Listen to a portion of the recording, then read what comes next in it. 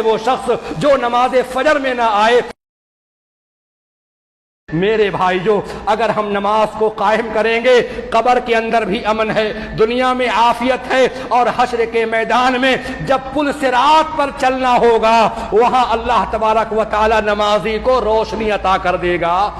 ہمیں اور آپ کو نور کیسے ملے گا؟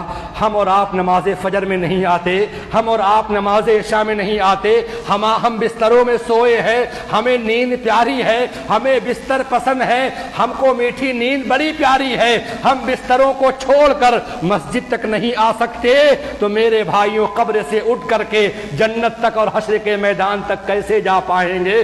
تو وہ نور، وہ روشنی ہمیں اور آپ کو نصیب کہاں سے ہوگی؟ جو اللہ تبارک و تعالی اپنے مومن بندوں کو اللہ تعالیٰ نور دے گا، اور اسی نور کی روشنی میں ایک مومن، ایک نمازی پل صراط کو پار کر جائے گا۔ جب نمازی پل صراط پر کھڑا ہوگا تو رب کو پکار رہا ہوگا، ربنا اتمم لنا نورنا، اے اللہ ہمارے نور کو باقی رکھنا، ہمارے نور کو پورا کر دینا، اور اس روشنی میں ہم پل صراط کو پار کر جائیں۔ اے میرے بھائیوں، اگر ہم کامیابی چاہتے ہیں دنیا اور آخرت میں، ہمیں اپنے ایمان کے تقاضوں کو پورا کرنا ہوگا، ہمیں نماز کو قائم کرنا ہوگا، نماز عشاء، نماز فجر میں آنا ہوگا۔ نبی نے کہا منافق ہے وہ شخص جو نماز عشاء میں نہ آئے، منافق ہے وہ شخص جو نماز فجر میں نہ آئے۔